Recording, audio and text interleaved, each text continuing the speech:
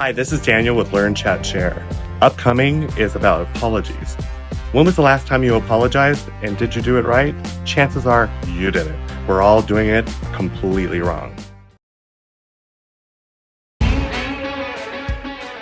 Welcome to Learn, Chat, Share, the podcast where knowledge meets conversation. Hosted by Daniel Wathen. We are now recording. Hello, Daniel. Hello, Valerie. That sounded very official. Valerie. Yes. Val gal. Am I in trouble? Like usual? Miss Rutz. Well, for those that are listening, we've had a few false starts because this is our At least premiere. Yes. Well, not really our premiere. But it's been 2 years, hasn't it? I mean, we did a recording for 3 hours and laughed our way through it. Only one of us was being recorded. Yeah. Was a good one-way conversation. It was learning. Was you, yourself, and you? I was funny. You were. That sounded funny. Okay, we're going to jump in. So today we want to discuss Apologies. a very deep topic. It really is. Apologizing. But it's something that you and I talk about, I would say, rather consistently. Yes. This topic comes up in one way or the other. Both in a nice and promoting positivity sort of way. And sometimes... And snarky. And sometimes we're just flat out aggravated. They need to. Yes. Or they never apologize. Yeah, it's important for us to actually talk about the many versions and needs and wants for apologies, because I think we're going to discuss a few of those today. And what we've learned recently. We have gotten some good information. Yeah. And I hope that people will have a good listen and think about maybe apologies they need to make and how to ask for one. That's an important thing as well. And there's no perfection. No. In any of what we're about to talk about. So do not take this as a lesson in the expert way of... It is not ironclad. No. Not, because human emotion's not. No, it certainly is not. So for those listening, just so you are aware, we did a lot of reading and listening. Yes. And we will be leveraging the expert advice from some folks that are far smarter at this than we are. Yes, and we'll tell you where you can find that information also. But hopefully adding in our experiences with apologizing and getting apologies will resonate with some listeners. Yes. So let's just open it up with being aggressive. What do you mean, an aggressive apology? No. A bold statement. We are doing it all wrong. We are doing it all wrong. So as Daniel and I were uncovering information about this topic, he called me and I answered, hello? And he just said, we are doing it all wrong. No context. And I said, what are you talking about? I don't know if it's an epiphany or a realization or just I was thunder fucked by my realization. But it was every notion that I had personally about the do's and don'ts of apologizing completely got blasted. Really? By what I was reading, by what I was listening to, and what I was taught. Well, let's start there. None of us are taught to apologize properly. No. And it's not because our parents are incompetent. It's because they don't know either. Because they were taught in the same way we were. Right. So, has anyone ever experienced apologize to your sister right now? Yes. And you and I were having that discussion, right? Where you are told this by a parent. Maybe, who knows? You and your sibling were having a fight over a toy. And then you're told, apologize right now. And then, well, you have to. Mm-hmm. You're going to be in more trouble. So you say... Well, especially when the threatening the death of or some corporal punishment. Yeah. Listeners, I'm a little older. I was spanked as a child. Me too. Me too. But so then the apology that comes out sounds like, well, I'm sorry. Which I knew I wasn't sorry. Eyes shifting and rolling and looking down and hands in pocket and maybe glance for 1 gigasecond. However, it's also where we learn to insert the but. We insert our but right into that apology. Yes. So I can remember saying, well, I'm sorry, but you did XYZ first. And a lot of times that was allowed because that was considered talking it out. Yes. So we learned that that's the way you apologize. Mm-hmm. However, we have learned we have to get the but out. And that's B-U-T? Mm-hmm. B-U-T. Take the butt out so that we don't act like a butt. Yes. Get your butt out of the apology. But that's hard. That's a pattern I feel like most of us have developed to apologize, even if we are being sincere. Saying, I'm sorry, but, and then justifying. Yeah, I think we want to go over sincerity. You brought that up. and the opposite of sincerity, which is the defensiveness. Oh. Oof.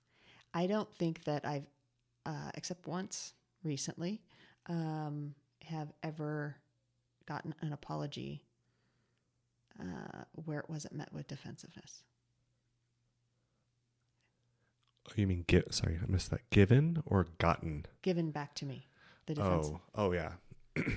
I mean, I'm notorious for giving the defensive apology. Oh, are you now? Oh. Have I ever had to apologize to you for anything? Oh, yes. Yes. We actually had a good apology, though. We've had good apologies, but we've also had defensive apologies. Well, were we drinking? The answer is yes. And then we came to our senses later. Yeah. No, but we have had some good ones, you and I. Yeah. I think if you have a good friendship, you could probably get away with a defensive apology, especially if it's tied to protectiveness, wanting the best for the other, Well, and it leads to multiple conversations. It's not just the apology. Yeah, I mean, sometimes it's better to do the lying, screaming, and then defensive apology versus going after someone in a different way. Yeah, but I think for certain kinds of friendships, you have to be able to have a level of relationship that allows for you to do that. It doesn't make it right, but you can get the better apology later. Yes, you have to maybe take it in steps. Yeah. Or you can just learn different habits and get there in a different way. Well, so far so good with me and you. So because we're not practiced at this, how do you or we stop the habit of the I'm sorry, but? I think in order to make a good apology, or at least a mediocre apology, one needs to practice it first. Mm-hmm. And really out loud if you need to. And say the apology and leave that extra off. As hard as it might be, leave it off. Now, this is not probably what you should do, but I've been trying to train myself to move from the but to and. Because we want to say more. Correct. And that's the habit versus just saying the sort of truncated, I'm sorry, this is what I'm sorry for, I really meant this, which might get a little defensive. Yes. And I will do better in this way. I like that. I like the and with the follow-up with something positive. That's the change in behavior. And not, I'm sorry, and you deserved it. Which is what we... Let's be clear. We really want to say that. So, and you deserved it. We really want to say that sometimes. Correct. So changing that habit might take us, it does for me at least, practice. Uh-huh. And with, the hard part, I think also is not expecting forgiveness in return. Mm-hmm. Because we do expect that. And I remember learning that from my parents. You know, say you're sorry. Okay, well, I'm sorry. And then, well, what do you say? Okay, I forgive you. You know, neither child is sincere about it at all. But then we have that expectation, right? They're going to forgive me. If I just say those magic words, they're going to forgive me. Well, and I think that's why we always expect an apology. Because we want forgiveness? No, I think I want an apology so that I can forgive you versus harboring a emotion of some sort. Or I think it's just it's that tennis match. Yes. You know, serve me the ball so that I can hit that ball back, and then we have perfection, and then we can just move on to... But there are situations, I don't think that you and I have been in any of them, but there are, or maybe we have, but there are situations. All of our friends now are like, ooh, wait a minute. Lean in. Come on in, have a listen. That you may not get the ball served back.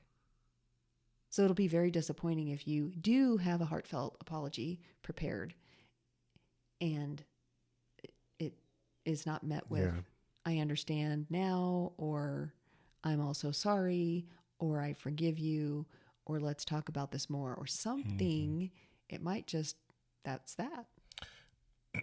Yeah, it's not for the forgiveness part. Correct. It's for yourself. Yes. So that's kind of one of the other things that I was mind blown about. The act of apologizing is solely for yourself and not the other person. It can have some positive effect on the other person, but really it's your opportunity to get it out, do what's right. This sounds really strange. Elevate yourself, you know.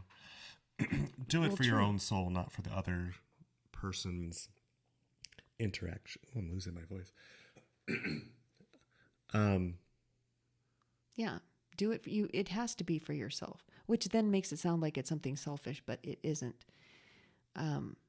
It does do you a lot of good to apologize. So let's go back to when I apologized to my ex-mother-in-law. That was not met with forgiveness, but that wasn't the point. Mm-hmm. And I knew going in, and I told you ahead of time, I know she's going to say something mean. Mm-hmm. And she did. Oh, she sure did. She was ready. And now she doesn't remember a thing about it because, you know, Alzheimer's. Anyway, I did apologize to her, and I did mean it. And so my apology wasn't contingent on her forgiveness at all. Mm-hmm. So you were very surprised by the response. I think a lot of us were. I mean, I think I might have been more surprised. I think you might have been expecting something. Well, I have always known her to say mean things. So I didn't know what she would say, but I knew something mean was going to come out of her mouth. She just cannot help herself. And she is never sorry. So also I was not going to get an apology. Well, that's also a good example of preparing for the non-expectation side of it, right? Yes. Like because you had that history and because you weren't expecting anything back, you set yourself up to, you know, not be disappointed. Right. I think the hope there was that she wasn't going to say anything and just move on, but she, in fact, doubled down on her meanness. Very mean comment. Yes. Spiteful. Yes. So I think when I told you and other friends what she said, everyone was really upset by that. She said something very mean. It was very out of line. It really was. But you actually don't say stuff like that to other human beings. No, you should not. You should not do that, especially to the mother of your grandchildren. Maybe don't do that. But that wasn't the point. And I felt good that I apologized. Yeah. So it was for me and just releasing this epiphany that had come to me and knowing that she deserved an apology. So, okay, I gave her one. So yeah, you're right. Being able to not have an expectation when you give one, it's hard. Mm-hmm. And it might be more difficult with someone who you see all the time or someone who you care about a lot. I don't see her, very, very rarely. And I can't say that I care a lot about her. So that also makes a difference. But we need to keep that in mind. Mm-hmm. If it's someone who we're around a lot, their reaction can sometimes make things worse. Mm-hmm. You received an apology recently. I did. I think you're still processing. I am. And it got me thinking about receiving apologies and not being prepared for them. It sort of goes back to how we're taught, So right. When someone does really provide a sincere apology, I was taught, okay, wash it off, push it away. Not in a bad way. Let's move on. Right. I don't have to say anything. Act like it never happened. It's okay. Move on. Right. Right. That's kind of my wheelhouse of accepting an apology. And I have gotten certain apologies throughout time that just sort of made me think, oh, what are you going to do with the apology? With the apology. And I think she's deep, like it just literally happened. So I'm not to put you on the spot, but you're going to need to do something with it. Well, I shouldn't say you're going to need to. You need to do something with it. Yeah. I mean, you have to process it in some sort of way. So I'm just curious how. To process it more with the person? Maybe. Or it's a couple of things. Do we accept it? If we accept it, do we say something? Yes, no. Does that prompt another conversation? It's a journey when you both receive and give an apology, I think. That's true. I think that is very true. And like we were saying before, it could lead to multiple conversations. Mm-hmm. I don't know that this one needs to lead to multiple conversations, but an acknowledgement of, well, thank you for that. Mm-hmm. I appreciate the apology. This was someone I did not think I was ever going to speak to again. Mm. So shocking turn of events and an apology. So, and I apologized as well for cutting off contact. And so I think sometimes what people don't realize is that both parties owe an apology. Mm-hmm. And the one is stuck so much in they need to say they're sorry that they're not realizing there's something that they could also, even if it's something small, there's also something that they could apologize for. I'm glad you bring that up because that specific scenario I'm talking about, every time, and I see this person very infrequently, maybe once a year, once every other year. And every time there is an apology or some reference back, or it's multiple layers, a wish for whatever, you deserve better. Like there's a lot of sub reasoning. Oh, well, subtext in there. And I have always sort of the Taylor Swift, shake it off, move on, shake it off. Oh, it's okay. Let's just, somehow diffuse the situation. Yeah, because and I'm very curious if that is just propagating the next, because I've never. It's sort of back to this scenario was clearly, if we're keeping score, 1% my fault and 99% the other person's fault. Right. If I'm being very unfair about keeping score. But that's what that's kind of what we do. And I think there might be that need or necessity from the other party to hear something. Yes. Because you have some buildup.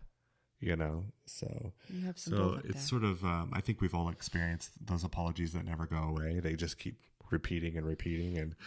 And sometimes it's just the person is just a habitual apologizer. Well, and incapable of changing behavior so that whatever it was that caused the need for the apology changes. Mm-hmm. They are not really getting to the root of that. And especially if it's an interpersonal relationship, that can be very difficult and it's frustrating. You get the apology, but the behavior happens again. Yeah.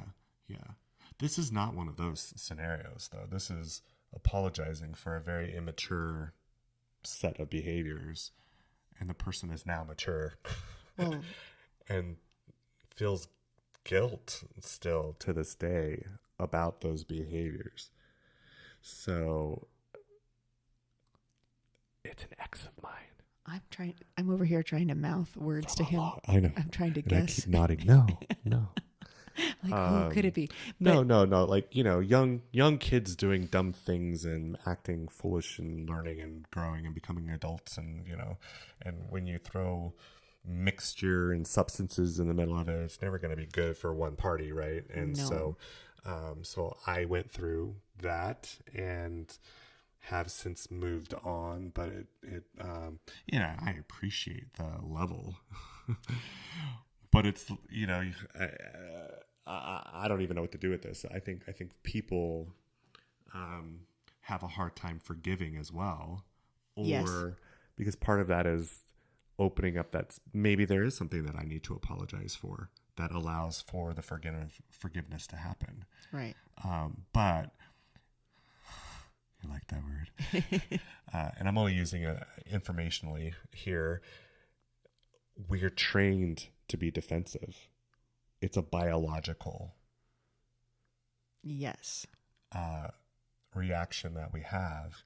And if you keep score, and I must be, it's like you hear it, move on. You hear it, move on. And so my part of it doesn't even occur to me. It's like, pat shoulder. Oh, it's okay. Move on. Right. When that person knows that it's not, right? So I think, Well, luckily in this scenario, you don't see this person often, but also at some point, we do have to recognize that there are people who just can't and are not going to apologize. Yeah, that's the other side of the spectrum. Which that really blows because, you think that you get to a certain level of maturity and age in your life where people can take a look at their behavior and know when they need to be better and apologize. But there are some, they cannot do it. And we'll get to why that is for the people who can't apologize. There's a very good reason that they cannot. So do you want to get to that now? Or do you Sure. Yeah. Okay. We're not going linear, so why should we start now? Well, it's vulnerability that makes people feel really raw and open, and like something worse now is going to happen because they opened up and admitted.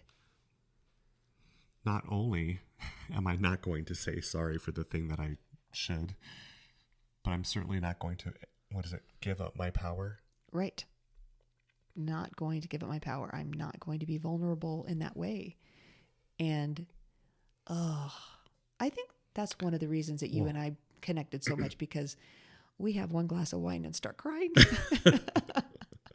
So we don't have a problem with being vulnerable, but some people are taught not to be. We're super strong softies. We are. Well, and then if you throw the defensiveness on top of it, it's just it's a code book that can't be broken, because if you break the code, then you give up the power. It's like a vicious, paradoxical cycle, right? Yes. If you're vulnerable, you give up power. If you give up power, you're weak. If you're weak, you're, all of these not worth it. If you're blah, blah, and it snowballs into this, when in truth, it's not that at all. No, it isn't. It's very powerful to be able to apologize. Mm-hmm. But the defensiveness, that's a difficult one. I know you and I both have had people in our lives where you go to them and tell them, hey, this happened. My feelings were really hurt. I felt this way about that situation. And instead of getting an apology, which seems what should come next, you get all of the defensive reaction, and it turns into another a replay. Yes. It didn't fix anything. Oh no. And typically makes it worse. Yeah. And you're mad all over again, which is not great. So I think that's one of the things that I took away from what we read and listened to is, and it's no secret, we shouldn't, in a conversation, or if someone is telling us how they feel, they're being vulnerable and asking you to be as well, not listen to make your reply. And in this case, listen to get defensive, which is difficult. We also were not taught to listen. No, we were not. So how do you just take in information from someone and let's not make this sound, that makes it sound like we got pushed down the wrong road.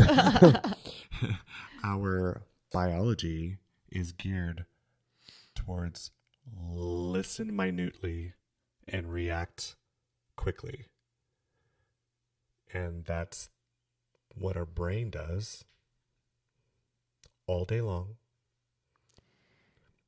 in order to be not eaten by the tiger. You must listen for small little signs versus listening for comprehension and being, I think what you're referring to is the curiosity, understanding, asking questions to, get into the root of something without getting defensive. It's very difficult for most people. And I would say my dad, the worst.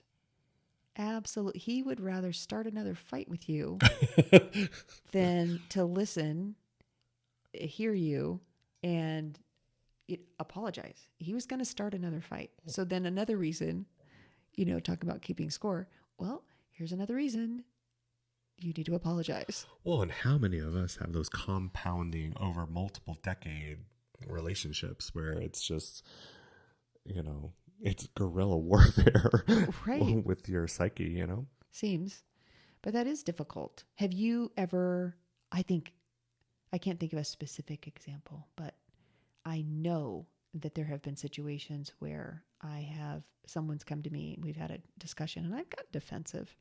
Oh, yeah. A little difficult not to. Well, shit, when I was a kid, this is a mind fuck. I don't even know how my parents could have, dealt with you. I mean, it boils me now. If my child does it, I can only imagine. My only defense as a kid was to start crying. Oh. And there was a conversation happening behind those tears. Oh, and it was not pleasant. Words were said. In your own head? In my own head. And I was making myself worse because, I mean, it's just, and send them like in like controlled, like parental rage, nothing too terrible. But the conversation was not going to go anywhere, right? If we're having a conversation. And now it's just been recently because my kid is trying some of those behaviors, and I'm just like, oh no. I see you. I know what's going on in there. Don't try and hide it. Yeah. So it's well, but okay, in your defense, also your apology had to come with some church activities afterward. Oh, well, yeah. I mean, when I was really young, that went away later in life. But yeah, could you imagine? You not only have to apologize to your brother, and now when we go to church, you're going to have to pray about it. Right. So it wasn't just a one and done. I would cry too. It wasn't just a one and done situation. When we were planning this, I was like, I had a little, and we're taught how to lie. And that's kind of like what it is. Like, if you don't actually believe it, right, and it's a social norm, apologize to your brother or sister or mother or whatever, and you're going through the effort of it, and you know that you're not feeling any sort of way about it. You're in defense. I mean, you're in kid defense, like, I mean, you're not, there's no remorse. Zero remorse. And you're taught to go through these processes to the extent, I think, that later when you hear an apology, you immediately go into defense about it because you don't believe the other person. Or you just think, was that sincere? Did they really mean that? Somebody put them up to that? Yes. But you and I both said, and I'm sure it's true for our listeners as well, that we were forced into apologies as kids to our siblings. And I was not sorry. But I did, there's the but, I did feel that I was always getting caught at things, and the things my brother had done to me, he didn't get caught. So he was not made to apologize to me, and I felt that was completely unfair. I'm getting caught. I'm the one always having to apologize, and he would just have this smug look on his face. And I would say, well, I'm sorry. And I was not. I'm probably still not. Yeah, but you would try and get him back. Oh, yes. Mm-hmm. I was very successful. Yeah, there's always the apology with the twinkle in the eye. Mm-hmm. If I ever made the apology and looked them dead in the eyes, it was with the promise that there was going to be repercussions for this apology. There will be retribution. Yes, absolutely. Mm-hmm. So maybe on top of all of this is teaching our children to apologize better so that they don't feel defensive. Maybe I remember being made to apologize right on the spot, like right when something, was happening. So maybe allowing some downtime and then having a talk instead of, I remember my mom confronting the two of us right then and there, or my dad, and not separating us and, Valerie, say you're sorry. Well, I'm sorry. I was not. But maybe given time and then having someone talk with me about it, I could have gotten to the right conclusion. But it also made me mad that I was being forced to do something that I was not sorry for in that moment. Yeah.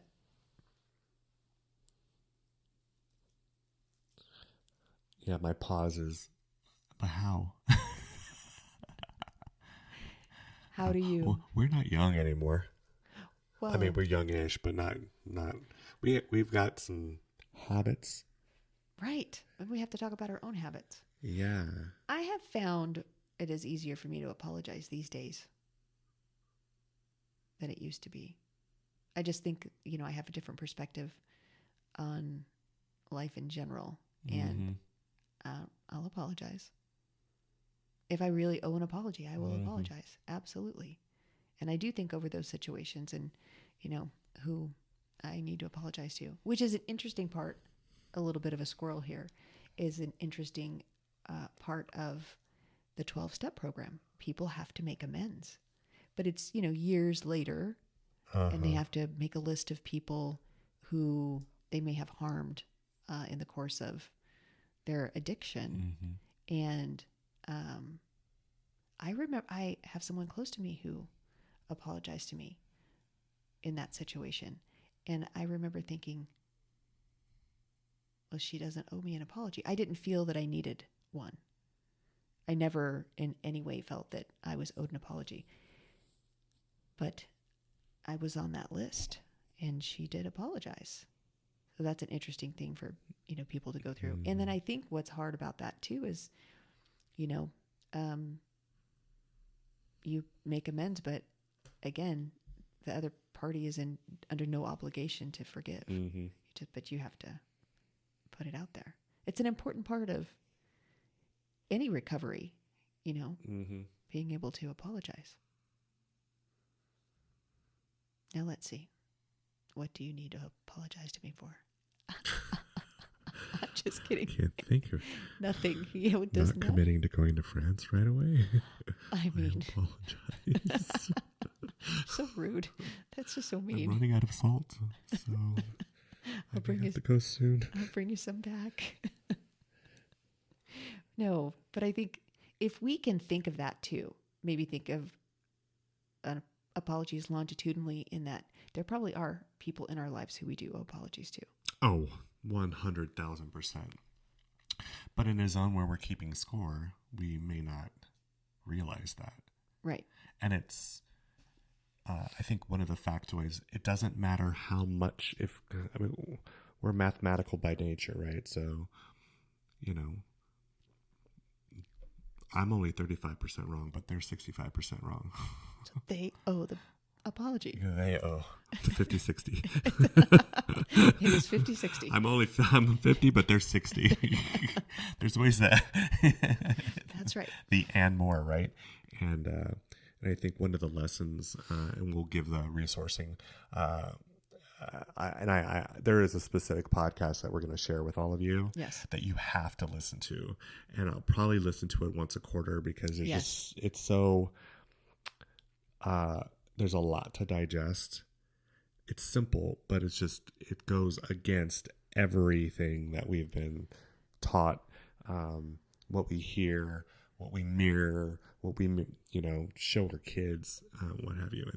And the one component, which this is what prompted we're doing it all wrong, is really personally owning up to your part of the scenario. If two people are arguing, there's two people that have a responsibility. And if you only claim 7% of it, then you've got 7% to, sort of work on for yourself, not for the other person. And I think you mentioned it. These are multiple conversations. You're not going to get forgiveness in one go. You're not going to get to be heard in one conversation. Yeah. And you don't and should not cover everything involved in one conversation. And sometimes taking your ownership of it allows for there to be an initial conversation and start the healing process and what have you. I think that you're exactly right, because just say that you have a 7% stake in the situation. That's small, but sometimes if you reach out first with the apology, that melts the ice. Yep. And the other person will suddenly take that 93% and say, okay, you broke the ice. Here's where I can come in too. And it does take breaking that ice can be hard, especially for someone, none of us have been taught to apologize. But if we get that grace in advance, then it's easier for the other person to let their defenses fall down and maybe a real apology to take place, which it's so important. And it has to be in person. If at all possible. If at all possible. Yes. Body language. Well, don't cross your arms while you're apologizing. Don't put your hands in your pocket. Don't roll your eyes. That is the sign of contempt. Yeah, body language does have a lot to do with it. And maybe we'll take this off air, but I don't want to put you under the spot. But there's a scenario. Oh, yes. We don't have to talk about details, but I hope I'm thinking of the same thing. Putting yourself in that scenario. Of that person needing to apologize? I mean, we're giving advice, and this is a tough one. Listeners, this is a tough one, so I'm putting her on the spot. Is there a scenario, or would there be a scenario where you did that at some point? Yes, because I can see where I had about a 2% stake in that. And I'm not even trying to be funny about it, but I will say that there were things that were building up and I did not vocalize them. Right. And I want to bring this up because I would say that your 2% stake is a self-perception. The other party would also have that same sort of reaction to the situation. So you're going to have scenarios, listeners, where you think that you have that 2 or 7%, but the other person thinks you're 90% into whatever, right? And so that's kind of why I was mind blown by this. Is whatever your ownership is, you just own that part of it. Right. Get the dialogue going when you're ready. When you're ready to, the other person's perception is their perception. Their scoring method is vastly different than yours, right? And so somewhere in the middle is the truth, and you'll never get to it. Well, probably not with this person in particular. No. There's other difficulties involved that might make the whole thing far beyond a regular apology between people. So, yes, but I do recognize I do have a part in it. We always do. Well, okay, no, let's not always say we always do, but I think in adult situations, usually we can look at things and take stock. Totally. Yeah. But the level of empowerment that you have by taking ownership of your own part of it has vulnerability. Vulnerability equals we're giving up power, but we're not. We're using our own power. I don't know. Brainwashing myself right now. It's an interesting positive reinforcement scenario when you just own your part of it. Yes. Versus what we're sort of taught and trained to do, which is wait for the other party. Well, you'll be waiting a long time, won't you? Well, right. That's why we always expect. Well, they're more wrong than me. Right. And that's why things go on for years. People don't speak. Resentment builds, and it makes it difficult in a lot of different situations to move forward because one or the other is expecting. Yeah. We have those expectations. Well, and when you have a really good apology a couple of years later and you realize, well, that was a waste of time. Right. I was holding on to that for all this time. Well, that was dumb, you know? Yep. Well, but I think you're right. The ability to take a look at our part in things, which is also not easy. No. And trying to do it without a but. Ugh. And I will say in this scenario, I surely want to put a big but in there. Huge. Well, and you're going to, this is where we have to draw from all the skills. You're going to have to write down a few things, get some of the defensiveness out. This may be a practice scenario for you. And luckily you're surrounded by people that would help yes. in regards to that. Well, and I think also luckily surrounded by people who saw a lot of things and thought, oh my God.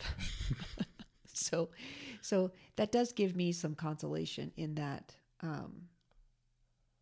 other people were seeing things that I saw.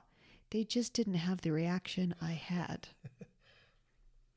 You know, going to jail on Christmas Eve would have been a good time. No party went to jail during this event, but there was a risk. There was a risk. So let's talk about the important things that we got from our reading and our listening. Mm-hmm. You've got a good list over there. Some key pointers. Okay. And this takes a lot of practice, and there's no perfection here. No. And it's been repetitive, but I'll say it as number one. When you apologize, there is no but. Practice getting your butt out of it. I've worked out during this conversation that and is very dangerous too.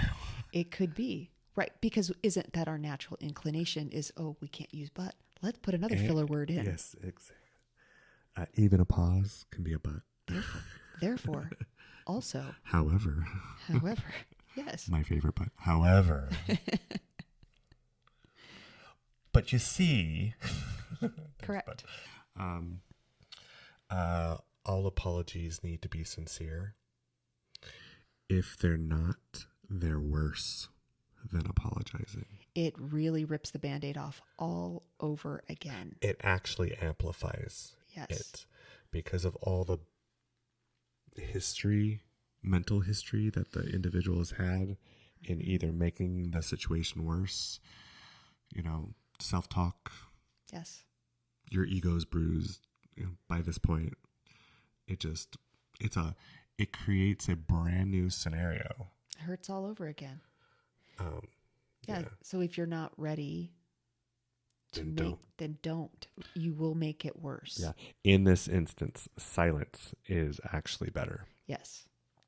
You could let the person know that you know this needs to happen, but I just said it.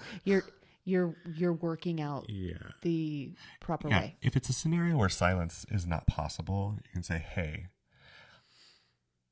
I've thought a lot about the scenario. Yes. I do want to talk about it further. I'm just not ready right now. That's perfect. And if you have any idea about when in the future, I need a couple weeks or a month, or it helps to have a time frame. But if you add a time frame, you better stick to it. Yes. Right. Don't leave the person hanging. No. If you say, I'll be ready in a week. I'll be back. I'll be back. Yeah, don't leave them waiting for a year. Yeah. That's also not appropriate. Yeah. But sometimes we do need to get our thoughts together on things and think of a best way to make this apology. And I am a firm believer that we need to practice apologies, maybe with just ourselves in the mirror or with a comfortable friend like you and I, to kind of structure it appropriately.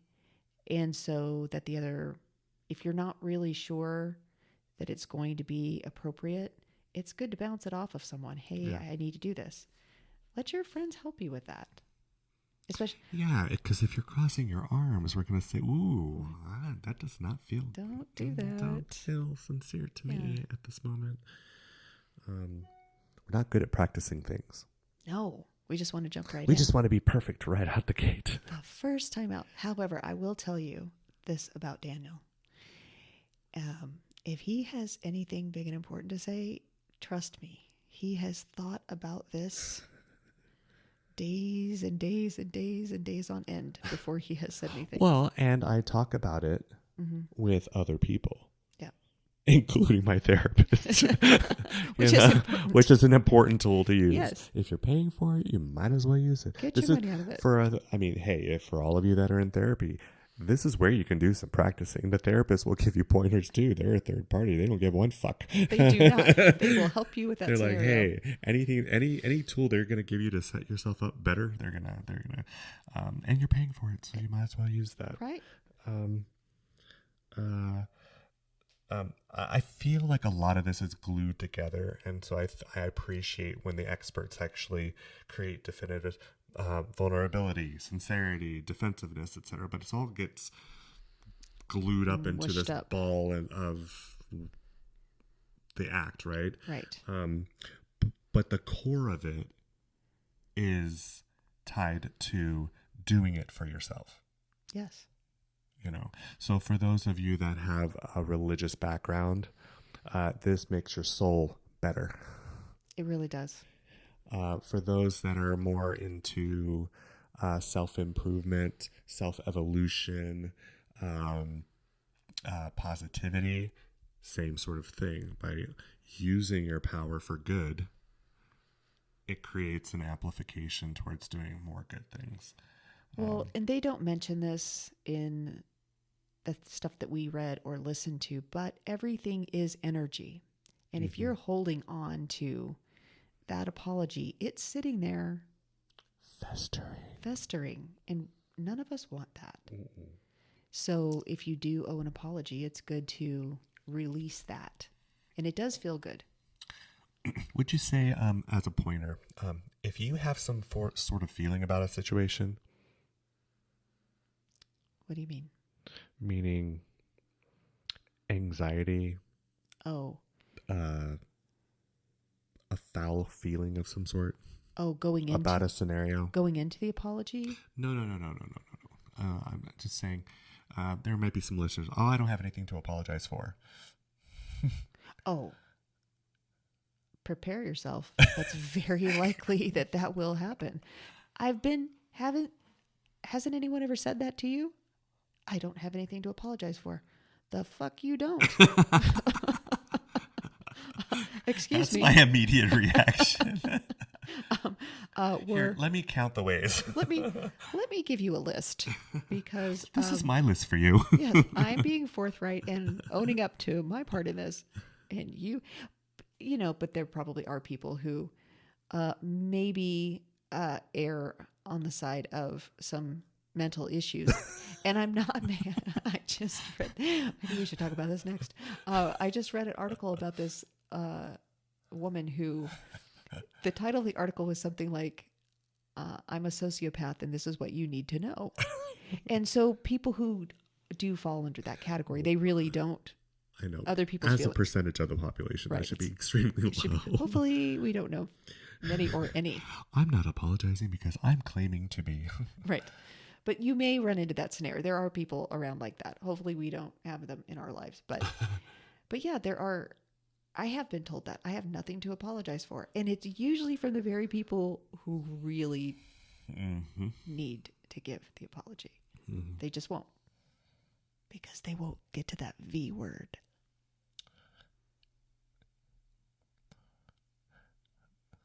Vulnerability. Oh, terrible. Why be vulnerable when I can be an ass? Because that's more powerful. Yeah, I think people do feel like that. Luckily. I mean, the quicksand that they're standing on, did that come out right? Well, I heard it correctly. I don't know if you said it. I mean, that's the power of fake power, right? Yeah. You're constantly having to move and shift, and because it's not solid ground. Vulnerability just solidifies that. Pulls that. Because it's your power. Right. It gives people that feeling that they're going to fall through the quicksand when in fact it's going to become solid. Mm-hmm. Being vulnerable is powerful. That's what people don't get. And all they have to do is just go to a French lunch and have the right wine with us. I mean, and talk about children. And we're crying. Waterworks. Yes. It's a good time. What else did you get out of it? Well, the defensiveness that going forward, I need to make sure, or at least practice ways, if someone's coming to me, to not be defensive. And I think also, I did not do a good job teaching my own children to apologize. It's not too late to have those conversations, but they're not little anymore. I think we should do a parental disclaimer. Yes. We only taught how we were taught. Right. And they were only taught how they were taught. And right. So we're talking about a millennial issue, not millennial. Did I say millennial? Yes. It's not just a millennial issue. Yes. It's a millennium issue. It's more so generational, through right? generations. Yes. But now that I have the information, like when you know better, you do better. So now that I have the information, I will have those conversations, even though my children are when older. When you know better, you can do better. True. Not so the people the underscoring do. here is practice. We're going to practice. You're not going to, I mean, too many years of habit. You cannot overcome it overnight. No. And maybe admitting that, hey, we're not perfect. The first step is when you're in the middle of a situation and you're like, well, I might need to apologize here. I will get back to you. I'm going to think this over and get back to you. But yeah, it's not too late to teach our kids. And you're young man. I'm at a good age. You're at a good age for this. Although, since he doesn't have any siblings, there might not be as much opportunity. I don't know. Oh, he has parents and he's got friends. He's there's a lot of opportunity. If you could just see his face right now. At least daily. Okay. Well, let me know how that goes. But I mean, we have to. I think that's an important thing so that we can break this generational. I think you have one child that we need to put in situations where he could possibly have to do this at some point versus evicting himself out of situations where. Oh, yes. He sure does. I'm going to ignore this. He's missing out. He's missing out on all this pain and anxiety that we learn younger in life. Yeah, he's just not passed him right by. And I'm not making it sound like he's hiding. He's not. He's just got a little luck of the Irish or something. He really just skates by with that.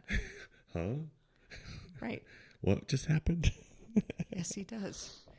But it's not. You know what we could do? We could set it up. He needs to start apologizing for being on his electronic device in my house. Oh, are you talking about the younger one or the older one? The younger one. Oh, he's not going to apologize. He's not sorry for that. He's not sorry. For sure, he is not sorry for that. However, can that behavior improve? Yes. Yes, it can.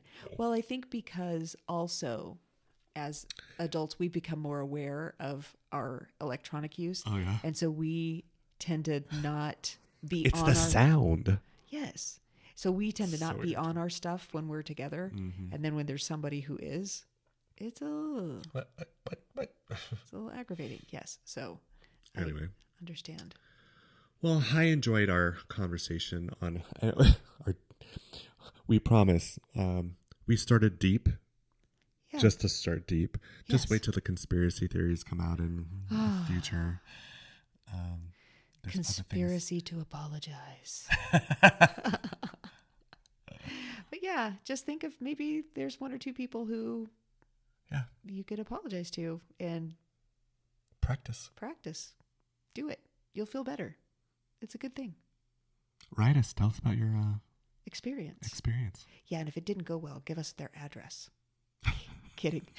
Kind of. She's not. Okay. We'll provide all the information in the write-up. Yep, in the show notes. If you're a reader and you or a podcaster.